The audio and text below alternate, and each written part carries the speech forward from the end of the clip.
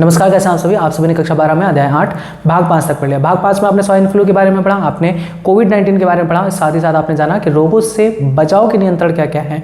साथ ही साथ आपने एक चार्ट भी पढ़ा जिसमें आपने अलग अलग प्रकार के रोगों के रोगजनकों के बारे में जाना, जो आपके परीक्षा की दृष्टि से महत्वपूर्ण है। अब आते हैं हम भाग 6 में, उसके आगे के टॉपिक के बारे में बताएंगे, जो कि है प्रतिरक्षा। नेक्स्ट टॉपिक है आपका इस अध्याय का, वो है प्रतिरक्षा। इम्यूनिटी क्या होती है? इम्यूनिटी, प्रतिरक्षा सामान्य भाषा में देखा जाए तो इसका मतलब होता है रोगों से लड़ने की क्षमता। हमारे शरीर में रोगों से लड़ने की क्षमता जो पाई जाती है उसी को कहते हैं प्रतिरक्षा।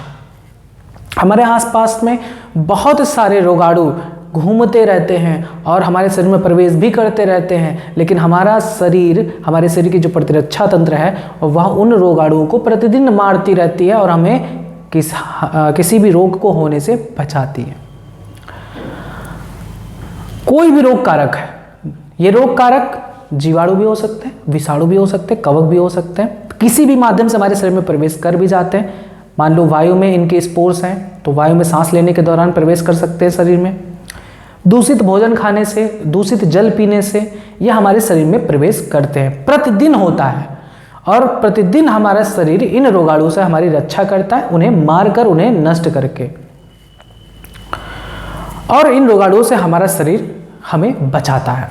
लेकिन कुछ ऐसे रोगाणु शरीर में प्रवेश कर जाते हैं जिनसे हमारा प्रतिरक्षा तंत्र लड़ने में कम सामर्थ्य होता है और रोग हो जाता है। लेकिन अंततः वह समय लेकर प्रभावी रूप से उसको ठीक भी कर देता है, उस रोगाणु से लड़ भी लेता है। लेकिन इनमें भी कुछ ऐसे रोगाणु हैं जिनसे हमारा शरीर नहीं लड़ पाता और अंततः मृत्यु भी हो जाती है। तो वे फैटल डिजीजेस होते हैं, जैसे एड्स वगैरह, कैंसर वगैरह। तो आपने जाना कि हमारे आसपास बहुत से रोग कारक जीव, जैसे जीवाणु, विषाणु, कवक पाए जाते हैं जो प्रतिदिन हमारे शरीर में प्रवेश करते हैं और हमारे शरीर की प्रतिरक्षा तंत्र उनसे लड़ती है, उन्हें मारती है, नष्ट करती है। इनमें से कुछ रोग उत्पन्न करने में सक्षम हो जाते हैं जब प्रतिरक्षा तंत्र उन पर पूरी तरीके से कार्य नहीं कर पाती है, या वो जो रोग कारक जीव है वो प्रतिरक्षा तंत्र से भी ज़्यादा प्रबल हो जाते हैं, तब ऐसा होता है। यानी कोई मनुष्य है,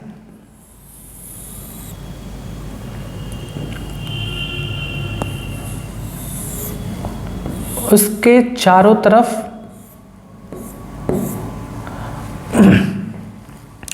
आसपास के वातावरण में बहुत से रोगाणु घूमते रहते हैं।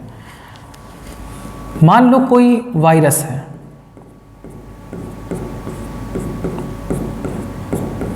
तो ये वायरस सांस लेने के दौरान शरीर में प्रवेश कर सकता है, ठीक है, या फिर कोई भी जीवाणु हो, विषाणु हो, कवक हो, एटसेट्रा। रोग कारक जीव, कोई भी रोग कारक जीव हो, यह हमारे शरीर में प्रवेश करते हैं और हमारा शरीर इनसे लगातार लड़ता रहता है और हमारे शरीर को इनसे सुरक्षा प्रदान करता है। ये वायु के माध्यम से भी प्रवेश कर सकते हैं शरीर में, या खाद्य पदार्थों के माध्यम से प्रवेश कर सकते हैं, या दूषित जल के माध्यम से हमारे शरीर में प्रवेश कर सकते हैं। हमारे शरीर में प्रतिरक्षा तंत्र कार्य करती है जो हमें इन रोगों से सुरक्षा प्रदान करती है। Immune system. अब प्रतिरक्षा का डिफिनीशन क्या होगा, इम्यूनिटी का डिफिनीशन आप क्या दोगे, प्रतिरक्षा को किस रूप में आप परिभाषित करोगे, उसको समझिए। जैसे ये मान लेते हैं कोई विषाणु है, तो ये विषाणु हमारे शरीर में यानी मनुष्य के शरीर में प्रवेश कर रहा है और मनुष्य के शरीर में खाएगा, पिएगा, बैठेगा, जिएगा आराम से। तो विषाणु के लिए मनुष्य क्या कहलाता है? परपोषी कहलाता है। मनुष्य क्या कहलाएगा? परपोषी यानी होस्ट। ये टारगेट है वायरस का, मनुष्य क्या है? टारगेट है। तो ये टारगेट को कहते हैं परपोषी या होस्ट। तो आप प्रतिरक्षा की परिभाषा कैसे दोगे? परपोषी यानी होस्ट, परपोषी की रोग कारक जीवों से लड़ने की क्षमता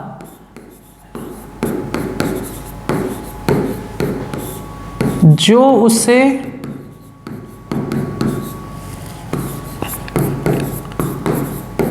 प्रतिरक्षा तंत्र के द्वारा मिली है, प्रतिरक्षा कहलाती है। प्रतिरक्षा कहलाती है। बस समझा आपने? हमारा शरीर प्रतिदिन बहुत सारे रोग कारक जीवों से सामना करता है, उनमें से कुछ ही रोग उत्पन्न करने में सक्षम होते हैं। ऐसा क्यों? क्योंकि बहुत से रोग कारक जीवाणुओं को, बहुत सारे रोग कारक जीवों को शरीर की प्रतिरक्षा तंत्र रोक देती है, मार देती है। तो प्रतिरक्षा या इम्यूनिटी क्या कहलाती है? परपोषी की रोग कारक जीवों से लड़ने की क्षमता जो उसे प्रतिरक्षा तंत्र द्वारा मिली है, प्रतिरक्षा कहलाती है। क्लियर है बात?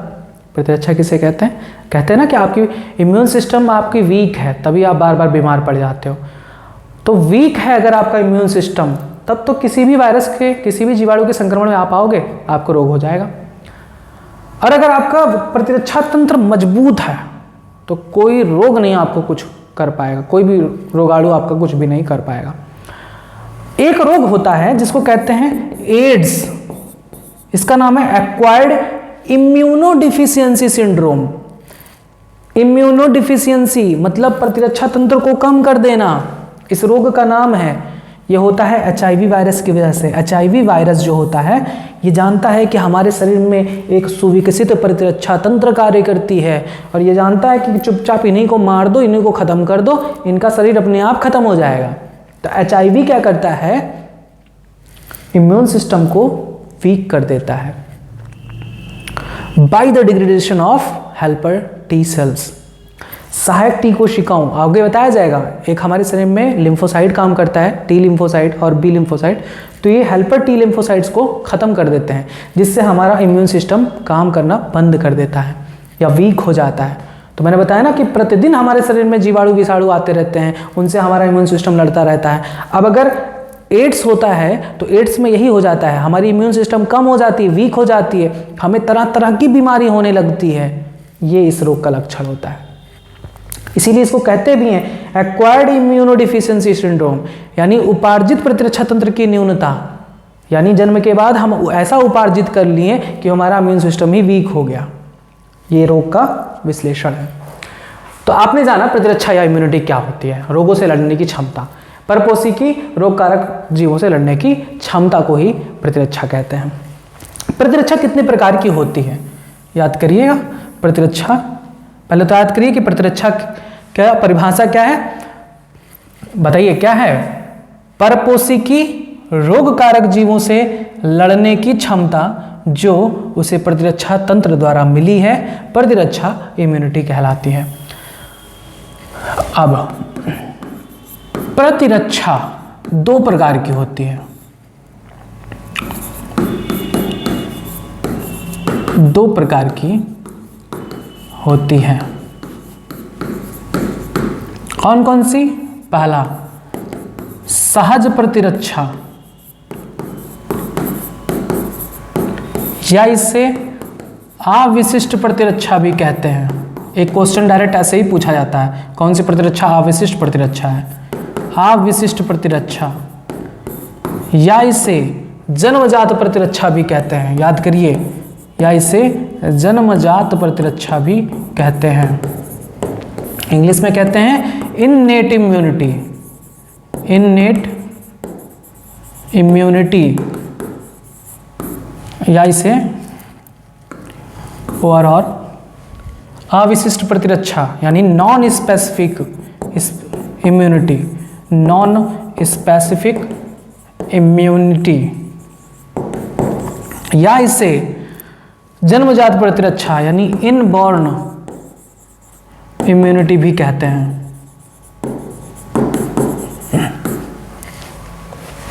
ठीक। दूसरा होता है उपार्जित प्रतिरक्षा, उपार्जित प्रतिरक्षा या विशिष्ट प्रतिरक्षा, विशिष्ट प्रतिरक्षा, इसे कहते हैं एक्वायर्ड इम्यूनिटी या स्पेसिफिक इम्यूनिटी। ठीक है, याद करिए। प्रतिरक्षा कितने प्रकार की होती है? 2 प्रकार की, सहज प्रतिरक्षा, उपार्जित प्रतिरक्षा। आप पहले अभी इतना ही याद कर सकते हो, कोई दिक्कत नहीं है। अभी आपको नहीं याद हो रहा तो आप सिर्फ इतना याद कर लो। एक होता है सहज प्रतिरक्षा, दूसरा होता है उपार्जित प्रतिरक्षा। अभी बाकी का नाम अगर नहीं याद हो रहा छोड़ दो, कोई बात नहीं, आगे अभी याद करा देंगे। प्रतिरक्षा कितने प्रकार की होती है? 2, सहज प्रतिरक्षा और उपार्जित प्रतिरक्षा। सहज प्रतिरक्षा हमारे शरीर में जन्म से ही हमारे पास मौजूद होती है। सहज प्रतिरक्षा हमारे साथ जन्म से ही मौजूद होती है। जैसे त्वचा देख रहे हैं, ये प्रतिरक्षा ही है। हमें हमारे शरीर में जो भी अंदरूनी चीज़ें हैं, रक्त वगैरह हैं, उनसे हमारी बाहरी चीज़ों से रक्षा करती हैं। कोई भी जीवाणु विषाणु की इतनी हिम्मत नहीं है कि हमारी त्वचा को फाड़ के अंदर चला जाए। लेकिन अगर मेरी ये त्वचा कट गई तो जीवाणुओं के लिए मौका है कि इसके अंदर प्रवेश कर जाएंगे। कहते हैं ना कि खुले में कटे हुए निशानों को नहीं छोड़ना चाहिए, नहीं तो इन्फेक्शन होने का खतरा होता है। जख्मों को कभी कभी खुला नहीं रखना चाहिए। ठीक, तो त्वचा हमारी जन्म से ही हमारे पास मौजूद होती है और ये बाहरी चीज़ों से रक्षा करती है। ये प्रतिरक्षा तंत्र है जो हमें जन्म से ही प्राप्त होती है। आंखों से आंसू निकलता रहता है, जिससे कोई भी बैक्टीरिया वगैरह आए तो उस आंसू में उपस्थित लाइसोजाइम के द्वारा नष्ट कर दी जाए। मुंह में लार निकलता रहता है, जिससे कुछ भी हम गंदा खाना खा रहे हैं, अगर मान लो कि इसमें बैक्टीरिया है जो हमें दिखता नहीं है, वे उन लार में उपस्थित लाइसोजाइम के द्वारा मार दिए जाते हैं। हमारे पेट में एसिड होता है, हाइड्रोक्लोरिक एसिड, जो अगर मान लो कोई खाना हमने खाया, लार से भी बच गया वो बैक्टीरिया, तो अंदर जाके पेट में उसके जो एसिड है वो मार देगा उसे। तो ये HCl, लार, मुंह में लार और आँख में आंसू, त्वचा, ये सब तो हमारे शरीर में जन्म से ही है ना। तो जो जन्म से ही हमें प्राप्त प्रतिरक्षा है उसे हम सहज प्रतिरक्षा कहते हैं। लेकिन जो जन्म के बाद हमारे शरीर में प्रतिरक्षा उत्पन्न होती है उसे हम उपार्जित प्रतिरक्षा कहते हैं। कब होती है? जब हमारे शरीर में कोई रोग हो जाता है। हमारे शरीर में जब कोई रोग होता है तो हमारे शरीर की जो एक प्रतिरक्षा तंत्र की विशिष्ट कोशिकाएं होती हैं, lymphocyte, B lymphocyte and T lymphocyte, ये प्रतिरक्षा तंत्र की कोशिकाएं जो होती हैं वे उस रोग को पहचानती हैं, उस रोग के रोगजनक को पहचानने के प्रयास करती हैं और फिर उन्हें मारने का प्रयास करती हैं कि किस तरह से इसको मारा जाए कि ये ख़त्म हो जाए। और फिर उसके मारने के तरीकों को मेमोरी में सेव भी कर लेती हैं कि अगली बार अगर वो फिर से हमारे शरीर में प्रवेश करता है तो वे याद करती हैं कि क्या मैं इस वाले रोगाणु से पहले लड़ चुकी हूँ। तो अगर उसे पता चला कि हाँ मैंने लड़ा था और इस तरह से मैंने इसे मार दिया था, तो सेकेंडरी रिस्पॉन्स बहुत फास्ट होता है और वही रोगाणु फिर से मर जाता है हमारे शरीर में प्रतिरक्षा तंत्र के द्वारा। तो जब कोई रोग उत्पन्न, हमारे शरीर में कोई रोग होता है और उस रोग के रोगजनक को मारने वाला जो सिस्टम है वो उपार्जित प्रतिरक्षा कहलाता है। बी लिम्फोसाइट, टी लिम्फोसाइट के माध्यम से जो होता है। क्लियर है बात? तो आपने क्या जाना, प्रतिरक्षा 2 प्रकार से होती है। एक सहज प्रतिरक्षा जो जन्म से ही मौजूद होती है हमारे शरीर में, और एक होती है उपार्जित प्रतिरक्षा जो जन्म के बाद जब हमें कोई रोग हो जाता है तब होती है। जैसे मान लो कि अगर किसी व्यक्ति के शरीर में चेचक हो गया, स्मॉल पॉक्स या माता जी जिसे कहते हैं, तो अगर वो हो जाता तो आप लोग सुने होंगे कि एक बार हो गया तो फिर दोबारा नहीं होता है। तो क्यों कहते हैं? क्योंकि एक बार जब वो स्मॉल पॉक्स का वायरस शरीर में एंटर करता है तो हमारे शरीर की जो प्रतिरक्षा तंत्र है वो बी लिम्फोसाइट, टी लिम्फोसाइट उस वायरस को मारती है, उसका सारा सिस्टम याद करके रखती है कि कैसे कैसे इसको मारा था। पहला वाला जो मान लो कि किसी व्यक्ति में पहली बार कोई वायरस इंटर किया, ठीक है, कोई वायरस इंटर किया, तो जो प्राइमरी रिस्पॉन्स होता है, प्राथमिक प्रतिक्रिया, वो थोड़ा धीरे होता है। इसको समझने में, इसको मारने में समय लगता है। लेकिन एक बार जब उपार्जित प्रतिरक्षा की बी और टी लिम्फोसाइट इसको मार ले गई तो सारा सिस्टम याद किए बैठती हैं कि कैसे इसको मारे थे। अगर दोबारा ये सेकंड टाइम में अगर ये वायरस हमारे शरीर में एंटर किया तो ये सेकेंडरी रिस्पॉन्स करती हैं और बड़ी तेजी से इसको मार देती हैं। यानी एक बार तो हो गया हमारे शरीर में इसके द्वारा रोग, अगली बार रोग नहीं होने देगा। ये प्रतिरक्षा तंत्र की खास बात है। तो ये विशिष्ट होती हैं, खास होती हैं कि रोगों से एक बार सामना हो गया तो दोबारा सामना शरीर को नहीं करना पड़ेगा। उसी तरीके से ये अविशिष्ट होती हैं, ये किसी स्पेसिफिक चीज़ को टारगेट नहीं करके मारती हैं, ये किसी रोग के रोगजनक को डायरेक्ट नहीं, मतलब कि कोई एक विशेष तंत्र बना के नहीं मार पाती।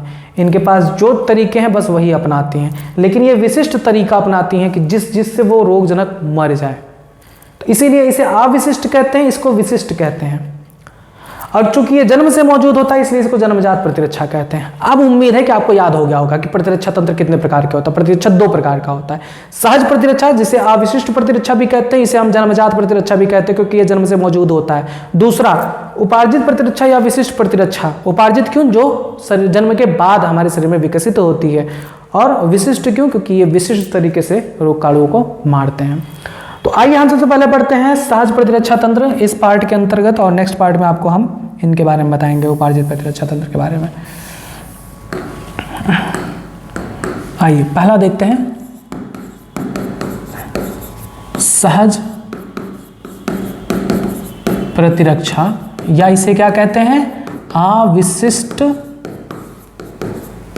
प्रतिरक्षा या इसे क्या कहते हैं? जन्मजात प्रतिरक्षा। इसे इंग्लिश में क्या कहा जाता है? इन्नेट इम्यूनिटी और नॉन स्पेसिफिक और इनबॉर्न इम्यूनिटी।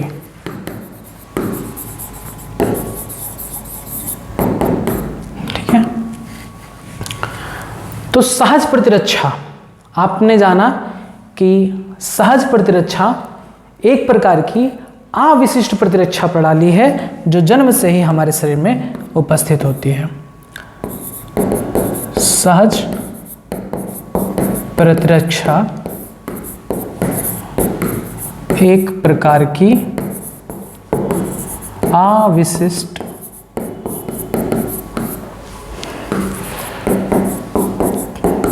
प्रतिरक्षा है जो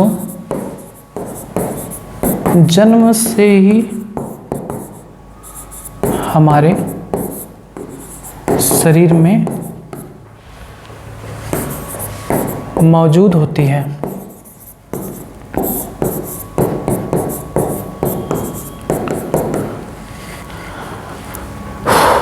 ठीक है। अब ये किस प्रकार से रोगजनकों से हमारी रक्षा करती हैं? ये रोगजनकों के सामने विभिन्न प्रकार के अवरोध उत्पन्न करती हैं। जैसे ये अवरोध है त्वचा, किसी भी बाहरी कण को अंदर आने नहीं देती, अवरोध उत्पन्न कर रही है। नाक के अंदर बाल होता है, बाल अवरोध उत्पन्न करता है, कोई धूल कण अंदर ना जा पाए, कोई बैक्टीरिया अंदर ना जा पाए। नाक में इसमें नासल चैम्बर में भी म्यूकस रिलीज होता रहता है जिससे जो भी रोगाणु है, धूल कण है, उन पे चिपक जाए, अंदर ना जाए। मुंह में लार रहता है जो कि किसी भी चीज़ों को शरीर के अंदर जाने से रोकता है। म्यूकस सिक्रीट होता रहता है फेरेंजियल बको कैविटी में, बकल कैविटी में, तो उसे बकल फेरेंजियल कैविटी भी कहते हैं। उसमें म्यूकस सिक्रीट होता रहता है जो कोई भी बाहरी कण हमारे शरीर में प्रवेश करता है वो उन म्यूकस में फंस जाते हैं और बलगम के माध्यम से हम बाहर निकाल देते हैं। तो सहज प्रतिरक्षा क्या करती है? बाह्य रोग कारकों के सामने विभिन्न अवरोध उत्पन्न करती है। सहज, याद करिए, सहज प्रतिरक्षा कैसे काम करती है? सहज प्रतिरक्षा बाह्य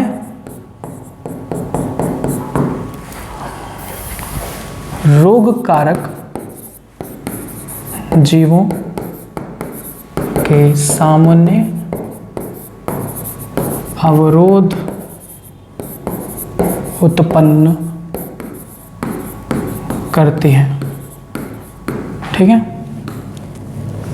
सहज प्रतिरक्षा के अंतर्गत 4 प्रकार के अवरोध आते हैं। याद करिए, सहज प्रतिरक्षा के अंतर्गत 4 प्रतिरोध निम्न है। 4 प्रतिरोध आते हैं, कौन कौन से बताते हैं। याद करिए, पहला अवरोध शारीरिकी अवरोध। शारीरिकी अवरोध यानी फिजिकल बैरियर। Physical barrier. दूसरा कार्यकीय अवरोध। कार्यकीय अवरोध यानी फिजियोलॉजिकल बैरियर। Physiological barrier. और तीसरा कोशिकीय अवरोध। कोशिकीय अवरोध यानी सेलुलर बैरियर। और चौथा साइटोकाइन अवरोध यानी साइटोकाइन बैरियर। याद करिए, सहज प्रतिरक्षा बाह्य रोगाणुओं के सामने 4 प्रकार के अवरोध उत्पन्न करती है। एक तो शारीरिकी अवरोध यानी त्वचा, शारीरिकी अवरोध के अंतर्गत आता है। ठीक है, और भी आएंगे, अभी बताते हैं। ये हमारा शारीरिक अवरोध है। कार्यकीय अवरोध, आंख के आंसू, मुंह के लार, पेट के HCl, ये सभी फिजियोलॉजिकल बैरियर होते हैं, कार्यकीय अवरोध होते हैं। कोशिकीय अवरोध, बहुत से ऐसी कोशिकाएं हैं हमारे शरीर में, रक्त में, जो विभिन्न प्रकार के रोगाणुओं से लड़ते हैं, उन्हें हम कोशिकीय अवरोध कहते हैं। जैसे मोनोसाइट्स, मैक्रोफेजेस, PMNL, ये सारे। साइटोकाइन अवरोध, इसके बारे में भी आप पढ़े हैं।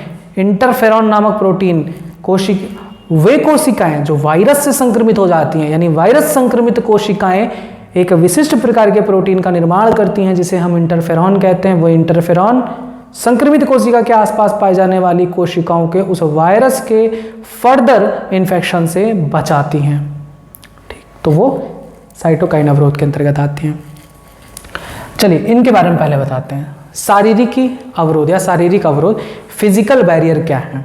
फिजिकल बैरियर में शरीर के कुछ पार्ट्स आते हैं, कुछ स्तर आते हैं, जिनमें से त्वचा प्रमुख है। हमारे शरीर में पूरे की पूरी शरीर की त्वचा शारीरिक अवरोध के अंतर्गत आती है। किसी भी बाह्य रोग कारक जीवाणु को शरीर में प्रवेश करने नहीं देती। क्लियर है बात? साथ ही साथ इसमें और भी आते हैं, तो मैं आपको बताता हूं। क्या भैया,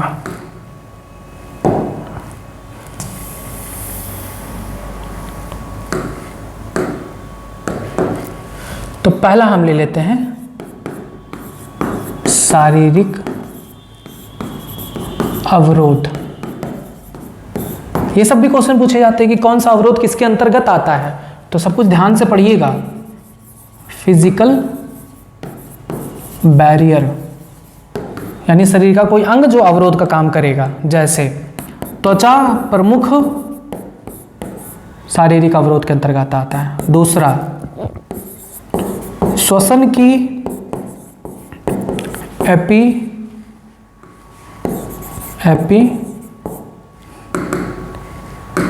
एपिथीलियम अस्तर यानी एपिथेलियम लाइनिंग ऑफ रेस्पिरेशन या रेस्पिरेटरी ट्रैक्ट। दूसरा, जठरांत्र यानी गैस्ट्रोइंटेस्टाइनल ट्रैक्ट व जठरांत्र व जनन मूत्र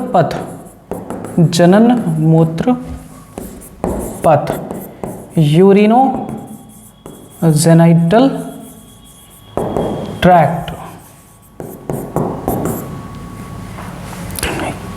की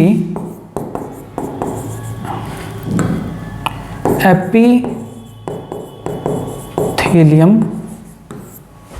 के श्लेष्मा आलेप यानी म्यूकस कोटिंग। ठीक, ये इतने आते हैं फिजिकल बैरियर में, शारीरिक अवरोध में। इसके बाद भी और भी चीज़ें आती हैं, जैसे मैंने बताया ना कि मुख गुहा के अंदर बक्कल फेरेंजियल कैविटी होती है जिसमें म्यूकस रिलीज होते रहते हैं। तो जब हम कुछ खाना खा लेते हैं या पानी पी लेते हैं या सांस लेते रहते हैं तो उस दौरान जो भी जीवाणु, बैक्टीरिया, वायरस कुछ भी आता है तो वो उस जगह पर निकलने वाले म्यूकस में फंसता रहता है और धीरे धीरे वो बलगम बन जाता है जिसको हम थूक के माध्यम से बाहर निकाल देते हैं। तो वो भी इसी के अंतर्गत आते हैं। लेकिन जो प्रमुख हैं वो ये हैं, त्वचा, शरीर की त्वचा। अच्छा, एक बात तो आप जानते होंगे, शरीर की सबसे बड़ा अंग कौन सा है? सबसे बड़ा अंग त्वचा ही है, बताए थे ना। सबसे बड़ा ग्रंथि कौन सा है? यकृत ग्रंथि। अच्छा, शारीरिक अवरोध में दूसरा क्या था? श्वसन की एपिथेलियम अस्तर। हमारी जो रेस्पिरेटरी ट्रैक्ट है, श्वसन नाल, उसमें जो एपिथेलियम अस्तर होती है उसमें सीलिया पाई जाती हैं और साथ ही साथ एपिथेलियम अस्तर से म्यूकस भी रिलीज होता रहता है। जब हम सांस लेते रहते हैं तो उसके साथ जो धूल कण वगैरह आते रहते हैं उन म्यूकस में चिपकते रहते हैं और उन म्यूकस को ये सीलिया ढकेलती रहती हैं ऊपर की तरफ और वही बलगम के रूप में वो भी निकलकर हमारे शरीर से बाहर निकाल दिया जाता है। जठरांत्र यानी आहार नाल की जठर मार्ग और जनन मूत्र पथ यानी यूरिनोजेनाइटल ट्रैक्ट, यूरिन का जो ट्रैक्ट है, जो जेनाइटल ट्रैक्ट है, और महिलाओं में भी वही चीज़ है, यूरिनोजेनाइटल ट्रैक्ट, उनकी जो अस्तर है उनमें भी श्लेष्मा रिलीज, म्यूकस रिलीज करने वाली अस्तर पाई जाती है जो म्यूकस सिक्रेट करती रहती है, जिससे जो भी बाहरी चीज़ है, रोगाणु विषाणु, वो शरीर पे उन चीज़ों पर चिपक जाते हैं और शरीर से बाहर निकाल दिए जाते हैं। यानी यह भी एक तरीके से हमें बाहरी चीज़ों से सुरक्षा प्रदान करती हैं, उनका अवरोध बनकर कि तुम शरीर को तुमको शरीर के अंदर नहीं जाने देंगे। ठीक, ये आते हैं। अब इसके साथ मैंने बताया ना कि नाक में जो बाल होती हैं वो भी धूल कण को अंदर जाने से रोकती हैं, एटसेट्रा। ये हो गया शारीरिक अवरोध। दूसरा आता है कार्यकीय अवरोध। कार्यकीय अवरोध यानी फिजियोलॉजिकल बैरियर। कार्यकीय अवरोध में क्या आता है? मैंने बताया आपको कि हमारे मुख में लार पाया जाता है, सलाइवा जिसे कहते हैं, आंख से आंसू निकलता है, साथ में पेट में एक अम्ल HCl पाया जाता है। ये सभी कार्यकीय अवरोध के अंतर्गत आते हैं। कौन कौन आते हैं? मुख के लार, मुख के लार यानी saliva of mouth, saliva of mouth. दूसरा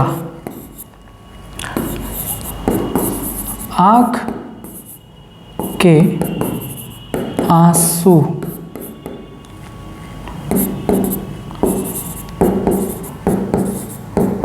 आमाशय का HCl अम्ल, हाइड्रोक्लोरिक एसिड, हाइड्रोक्लोरिक एसिड, ये सभी किसके अंतर्गत आते हैं? कार्यकीय अवरोध के अंतर्गत आते हैं। देखिए जो लार है, आंसू है, इन दोनों में क्या पाया जाता है? लाइसोजाइम पाया जाता है, लाइसोजाइम पाया जाता है, लाइसोजाइम। तो लाइसोजाइम क्या करता है? किसी भी रोगाणु को मारने का काम करता है। तो मान लो कि कोई हम भोजन खाएं, उसमें बैक्टीरिया वगैरह है, पता नहीं था, दिखता तो है नहीं, खा लिया, भूख लगी थी, तो लार में उपस्थित जो लाइसोजाइम है वो पहले काम करेगी, उस भोजन में उपस्थित बैक्टीरिया को मारेगी। मान लो कि 100 बैक्टीरिया थे, 90 को तो मार ले गई लार, 10 बैक्टीरिया बच गई, छिपा के रोटी के टुकड़े के पीछे छिप गई। उसके बाद मुख से कहाँ चली गई? ग्रसिका से ग्रसनी से ग्रसिका, उसके बाद अमाशय में आई, अमाशय में पहुंची तो अमाशय में उपस्थित है HCl, हाइड्रोक्लोरिक एसिड, वो बचे हुए बैक्टीरिया को मार देगा। इस प्रकार से दूषित भोजन और दूषित पानी से उपस्थित रोगाणु से हम बच जाते हैं। ठीक, आँख में कोई फंगल इन्फेक्शन या कोई बैक्टीरियल इन्फेक्शन या कोई वायरल इन्फेक्शन को रोकने के लिए आँख के आंसू में भी लाइसोजाइम पाया जाता है, जो इन रोगाणुओं को मार देता है। इससे हमारी आँख की सुरक्षा हो जाती है। अब यहाँ पर मैंने बताया ना कि जब हम कोई खाना वाना खाते हैं, गलती से लार में पहुंचा वो बैक्टीरिया, तो लार उसे मार देती है, जो कुछ बचे हुए बैक्टीरिया हैं उनको HCl मार देती है। लेकिन एक खतरनाक वायरस जिसका नाम है हेपेटाइटिस ए, हेपेटाइटिस ए, ये वायरस को मारने में हाइड्रोक्लोरिक एसिड अक्षम है, नहीं मार पाता। हेपेटाइटिस ए का असर एसिड पर नहीं पड़ता, इस वजह से यह रोग उत्पन्न करने में सक्षम भी होता है। बस, तो आपने कार्यकीय अवरोध के अंतर्गत क्या पढ़ा? आंख के आंसू, मुख के लार, अमाशय का अम्ल, ये कार्यकीय अवरोध के अंतर्गत आते हैं। अब आते हैं तीसरा, पढ़ते हैं, जो कि है कोशिकीय अवरोध। कोशिकीय अवरोध जिसे हम क्या कहते हैं? Cellular barrier. तो हमारे रक्त में कुछ ऐसे भी अणु पाए जाते हैं जो विभिन्न प्रकार के रोगाणुओं को मारने में सक्षम होते हैं। लिम्फोसाइट के अलावा, लिम्फोसाइट यानी बी लिम्फोसाइट, टी लिम्फोसाइट, ये तो आपके उसमें चले जाएंगे, क्या कहते हैं, दूसरी प्रतिरक्षा, उपार्जित प्रतिरक्षा में। इनके अतिरिक्त रक्त में कुछ ऐसे कण जैसे मोनोसाइट्स, मैक्रोफेजेस, PMNL, ये सभी पाए जाते हैं जो विभिन्न प्रकार के रोगों से हमारी रक्षा करते हैं। यानी रक्त में श्वेताणु यानी ल्यूकोसाइट जैसे कौन? बहुरूपी पॉलीमार्फोन्यूक्लियर यानी केंद्रकीय, बहुरूपी केंद्रकीय श्वेताणु उदासीन, जिसे कहते हैं PMNL, ठीक है, प्रधानमंत्री नरेंद्र लोधी नहीं, इसको कहते हैं पॉलीमार्फो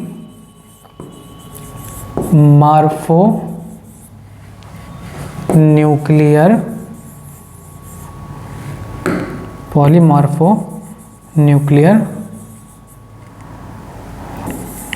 ल्यूकोसाइट, PMNL कहते हैं। तो ये कोशिकाएं हैं जो रक्त में पाई जाती हैं, जो विभिन्न प्रकार के रोगों को खा डालती हैं। ये खाने का काम करती हैं। जैसे एक केंद्रकीय मोनोसाइट, एक केंद्रकीय मोनोसाइट,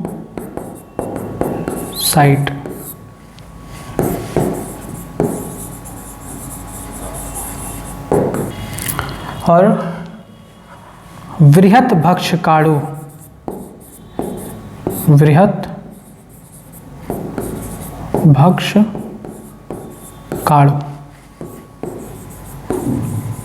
मैक्रोफेजेस,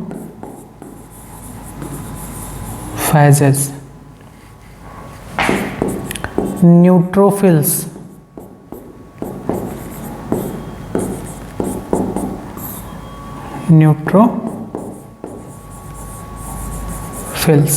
ये सभी विभिन्न प्रकार के रोगाणुओं का भक्षण करती हैं।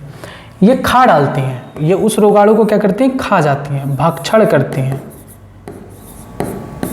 तो इसे क्या कहते हैं, फैगोसाइट। इन्हें क्या कहते हैं, फैगोसिटिक होती हैं। यानी इन्हें हम क्या कहते हैं, भक्षकाणु कहते हैं। भक्षकाणु यानी फैगोसिटिक।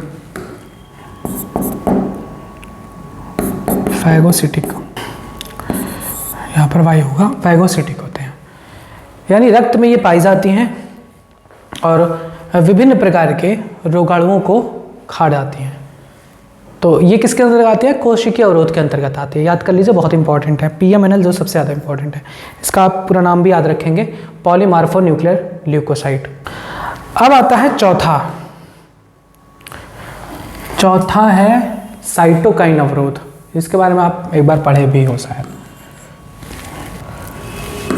चौथा साइटोकाइन अवरोध। Cytokine barrier. साइटोकाइन अवरोध कुछ नहीं है। देखिए, ये मान लो हमारे शरीर की कुछ कोशिकाएं हैं,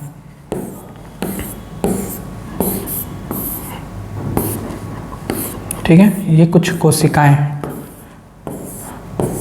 इनमें से एक कोशिका बेचारा, ये वाला कोशिका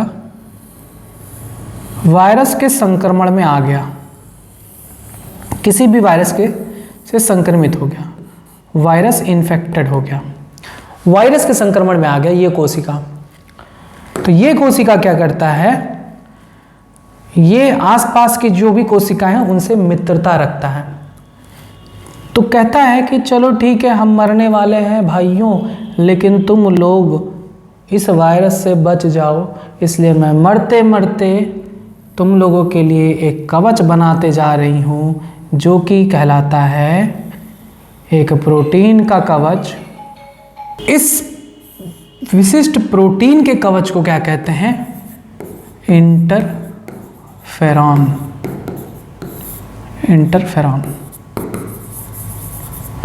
ये इंटरफेरॉन आसपास की सामान्य कोशिकाओं को, ये क्या है, सामान्य कोशिकाएं हैं, ये क्या है, सामान्य कोशिकाएं हैं।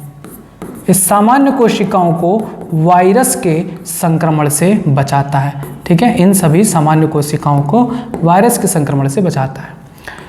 यानी हम क्या कह सकते हैं, ये क्या है, संक्रमित कोशिका।